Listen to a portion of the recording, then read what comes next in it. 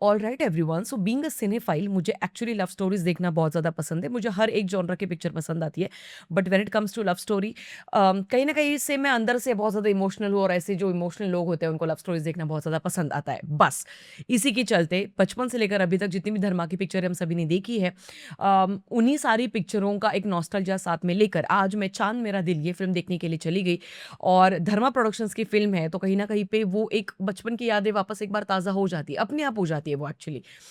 तो जब मैंने देखा कि इस फ़िल्म का निर्देशन सँभाला हुआ है विवेक सोनी इनके द्वारा, तब इनकी इसके पहले की 2 पिक्चरें हैं, आप जैसा कोई, जो बहुत ही घटिया वाहियात फ़िल्म थी एक्चुअली, जिसने एक्स्ट्रा मैरिटल अफ़ेयर को लिटरली मतलब प्रमोट किया है, मैं ये बोलूँगी। नॉर्मलाइज़ भी नहीं बोल सकते, प्रमोट ही किया है इस पिक्चर में।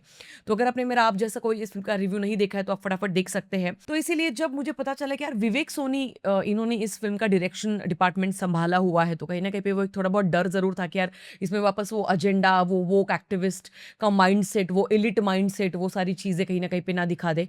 हाँ, 2-3 जगह पे डेफ़िनिटली चीज़ें हैं, बट वो कुछ इतनी ज़्यादा बड़ी मात्रा में नहीं है जो आपको डिस्टर्ब करे या फिर ये फ़िल्म आपको बहुत ज़्यादा तंग करेगी, ऐसा तो मुझे नहीं लगा। तो सबसे पहले मैं प्लॉट के बारे में कुछ भी नहीं बताना चाहूँगी आपको, बिकॉज़ उसमें बहुत सारे स्पॉयलर्स आ जाएँगे। हाँ, अगर आपने ट्रेलर देखा है तो बिलीव मी इस फ़िल्म की स्टोरी ट्रेलर से कहीं पर मैच नहीं करती। ट्रेलर बहुत ही स्मार्टली कट किया गया था, तो definitely kudos to the editor because picture कुछ बहुत ही अलग ही ज़ोन में हम सबको लेकर चली जाती है।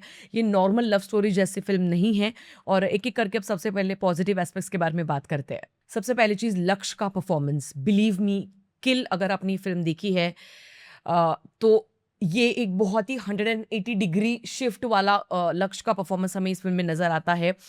बेस्ट सीन अगर लक्ष्य के बारे में मैं बात करूँ तो जहाँ पर लक्ष्य पहली बार केविन से मिलता है। अब केविन कौन है, कहाँ पर क्या, वो आपको पता चल जाएगा। बट जब वो उससे मिलता है और जब वो खुद का इंट्रोडक्शन करके देता है एक बहुत बड़े हॉल में सोफ़े पर बैठकर, उस वक़्त लक्ष्य के चेहरे के एक्सप्रेशंस बहुत ही ज़्यादा अमेज़िंग है और जिस इंटेंसिटी के साथ, जिस डेप्थ के साथ उसने खुद का इंट्रोडक्शन वो देता है चंद 2 से 3 लाइनों में, मात्र चंद 2 से 3 लाइनों में, वो मेरा सबसे फ़ेवरेट और स्टैंड आउट करने वाला सीन रहा। अगला पॉज़िटिव पॉइंट अनन्या पांडे की एक्टिंग। बिलीव मी इसके पहले अनन्या पांडे ने इतनी घटिया, बुरी एक्टिंग करी हुई है, इतनी बिलो एवरेज के भी नीचे वाली एक्टिंग कि इस पिक्चर में वो एक्चुअली एवरेज ही एक्टिंग कर रही है बट तब भी आपको वो पसंद आएगी। यही होता है ना जब आप बहुत बुरा कुछ करते हो उसके बाद थोड़ा ठीक-ठाक भी करते हो तो वो बहुत ज़्यादा मतलब उभर के आता है, अच्छा लगता है आपको। तो यहाँ पर अनन्या पांडे की एक्टिंग एक्चुअली अच्छी है। अभी तक के उनके पूरे करियर की बेस्ट एक्टिंग तो मैं नहीं कहूँगी बट अच्छी एक्टिंग मैं कह सकती हूँ। अगला पॉजिटिव पॉइंट है इस पिक्चर का म्यूजिक डिपार्टमेंट बहुत ही बढ़िया है। सॉफ्ट रोमांटिक गाने चलते रहते थ्रू आउट द फिल्म जो आपको एंटरटेन करते रहेंगे। इसका टाइटल ट्रैक मुझे सबसे ज़्यादा पसंद आया। फ़हीम अब्दुल्ला जी ने इसका टाइटल ट्रैक गाया है। मैं बॉलीवुड से एक निवेदन करना चाहती हूँ, प्लीज़ आप फ़हीम अब्दुल्ला से हर एक पिक्चर का हर एक गाना प्लीज़ मत गवाइए।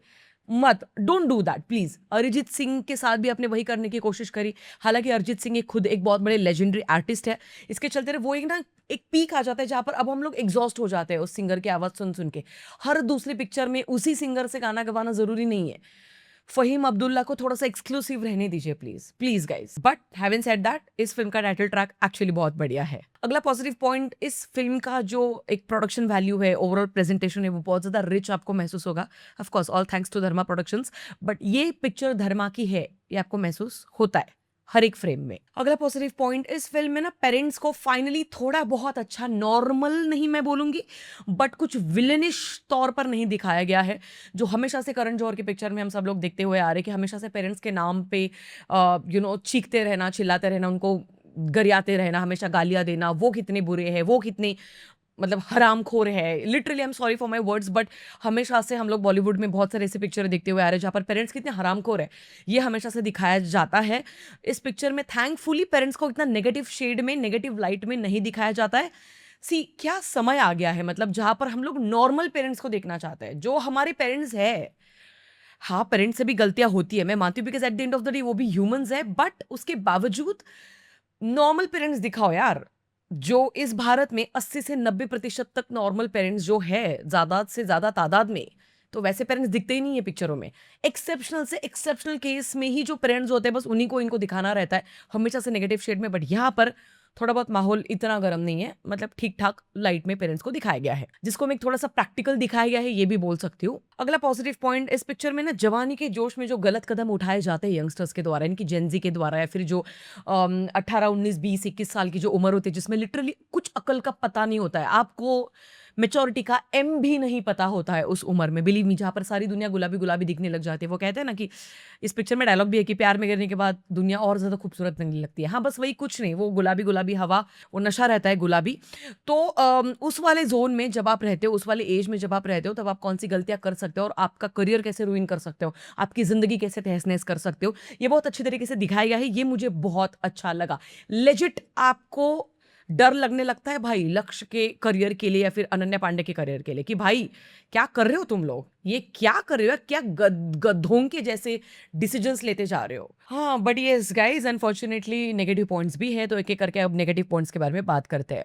सबसे पहला नेगेटिव पॉइंट, इस पिक्चर में ना राइटिंग के ऊपर अब मेरा ध्यान बहुत ज़्यादा चला गया है, बिकॉज़ राइटिंग और ज़्यादा बेहतर हो सकती थी। इनफैक्ट और ज़्यादा नहीं, बहुत ही बढ़िया हो सकती थी। आपके पास एक सब्जेक्ट था जिसको आप और ज़्यादा अच्छे तरीके से हम सबके सामने रख सकते थे, बिकॉज़ अनन्या पांडे का जो कैरेक्टर है वो इतना तंग करेगा आपको। मतलब कई जगह पे तो वो सेल्फिश लगने लग जाती है, कई जगह पे तो वो एक्चुअली लक्ष्य को कुछ पूछ भी नहीं रही है। अपने आप में ही कुछ डिसीजंस लेकर लिटरली ये एक्सपेक्ट करना कि सामने वाला हमको समझ लेगा, या फिर ठीक है वो है ही, मतलब इसे कहते हैं कि आप सामने वाले को कंसिडर कर रहे हो कि वो तो रहेगा ही, वो तो समझ ही लेगा। तो पूरी पिक्चर में अनन्या पांडे का जो कैरेक्टर जिस तरीके से लिखा गया है वो मुझे बहुत इरिटेटिंग लगा। Even being a woman, I felt bad for the Lakshya's character, and पूरी पिक्चर में वो बस sorry sorry sorry sorry sorry sorry बोल रहा है।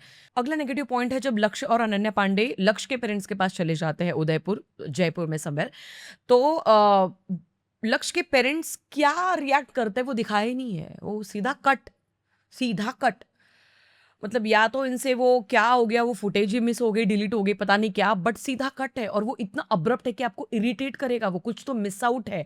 ये अब चीज़ आपको अगले 10 मिनट तक खलती रहेगी। अगला एक नेगेटिव पॉइंट है, अनन्या पांडे वापस लक्ष्य के साथ, जब अनन्या पांडे अपनी मम्मी के पास चली जाती है अपने लाइफ का कुछ एक डिसीजन बताने के लिए, एक सिंगल पेरेंट के होते हुए कोई भी पेरेंट जब अपने बच्चों को बड़ा करता है, उनको एजुकेशन देता है या फिर बहुत सारी चीजें देता है, तब अनन्या पांडे की मम्मी उनको बोलती है कि मैंने तुझे क्या नहीं दिया, और तब अनन्या पांडे बोलती है कि प्यार। प्यार? सीरियसली? मतलब एक मॉम है जिसने अपने करियर को पूरा लिटरली इग्नोर किया अपने बच्चे के खातिर, और सिंगल पेरेंट के तौर पर जब परवरिश करती है अपने बच्चे की, एक सिंगल पेरेंट मॉम, तब बच्चा बड़ा होकर ये बोलता है कि तुमने मेरे लिए किया ही क्या है और तुमने प्यार नहीं दिया मुझे। प्यार नहीं दिया? प्यार होता क्या है बेटे? तुमको पता है जो तुम बताने जा रहे हो ना, मैं अभी स्पॉयलर्स नहीं दे रही हूँ, पर जो चीज़ अनन्या पांडे और लक्ष्य अपने दोनों पेरेंट्स को, मतलब दोनों साइड के पेरेंट्स को बताने जा रहे हैं ना, वो बहुत बड़ी चीज़ है ना? वो ज़िंदगी के उस पड़ाव पर मौजूद है जहाँ पर ये फैसला लेना ये बहुत कॉन्ट्राडिक्टरी है, और तुम्हें भारत के 80 से 90% तक पेरेंट्स पता ही नहीं है कि कैसे रिएक्ट करेंगे। उसके बावजूद जिस तरीके से अनन्या की मॉम उसको बताती है और कंसोल करती है ना, मतलब भाई यार, तुमको और क्या चाहिए पेरेंट्स से?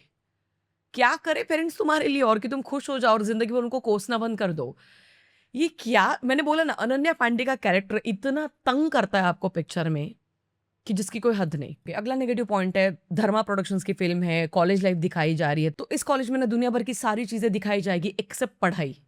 कभी तो रियलिस्टिक लगो यार, कभी तो, मतलब कुछ भी हो रहा है कॉलेजेस में, कुछ भी। एक पॉइंट पर आकर लिटरली आपको ऐसे लगे, ओके सीरियसली गाइस, ओके, मतलब हम तो कभी कॉलेज गए ही नहीं, हमने कभी इंजीनियरिंग कॉलेज देखा ही नहीं है, हमने कभी डिग्री करी ही नहीं है, हमको पता ही नहीं है कि क्या होता है कॉलेज। अगला और आखिरी नेगेटिव पॉइंट, इस फिल्म में ना लाइटिंग जिस तरीके से इस्तेमाल की गई है वो बहुत फेक लाइटिंग है। मुझे बॉलीवुड को पता नहीं क्या हो गया है आजकल, हर एक इनकी फिल्म में आपको इतनी ज़्यादा आर्टिफिशियल भर भर के लाइटिंग दिखाई देगी। मतलब इस फिल्म में लेजिट मैं आपको बता रही हूँ, 4 से 5 जगह पे बहुत ज़्यादा मात्रा में हैलोजन्स खड़े कर दिए गए हैं और उसको थोड़ा बहुत ब्लर किया गया है। क्यों? एक ब्रिज का सीन है, आप देखोगे अगर ट्रेलर में शायद रहेगा वो। क्यों? एक लिटरली स्टेशन के यहाँ का सीन है जहाँ पर अनन्या पांडे जहाँ पर बैठी है, सामने एग्ज़ैक्टली बहुत बड़ा फॉलो लाइट है, मतलब बहुत बड़ा एक व्हाइटिश लाइट है, वो क्यों वो वैसे रखा गया है? थोड़ा तो रियलिस्टिक लगने दो। मैं मानती हूँ आप ड्रीमी एक दुनिया में हम सबको लेकर जाना चाहते हो जब आप एक कहानी सुना रहे हो, बट हर वक़्त फेक लाइटिंग नहीं, वो नहीं अब जचता है। वो आँखों में चुभता है। भाई, थोड़ा-सा रियलिस्टिक अप्रोच रखिए ताकि कुछ चीज़ें बिलीवेबल भी लगे। आखिर में जाते-जाते अगर आप मिलेनियल हो, ऑफ कोर्स अगर आप मिलेनियल हो तो आपकी उम्र 30 से ज़्यादा अब हो चुकी है, तो बहुत सारी चीज़ें आपको इलॉजिकल लगेगी, बट हाँ, बहुत सारी चीज़ें एक्चुअली काबिल-ए-तारीफ़ भी है, जिसकी प्रशंसा करनी बहुत ज़रूरी है बिकॉज़ जैसे मैंने कहा कुछ चीज़ों पे एक्चुअली ये पिक्चर हमको ज़मीन पे लाती है, रियलिटी का एक आईना दिखाने की कोशिश करती है और इसी के चलते मेरी तरफ से इस फ़िल्म के लिए 3.25 स्टार्स आउट ऑफ 5। आपको ये फ़िल्म कैसी लगी? आप मुझे कमेंट सेक्शन में ज़रूर बता सकते हैं। मिलेंगे अगले वीडियो में, तब तक के लिए ख़्याल रखिएगा। Peace out.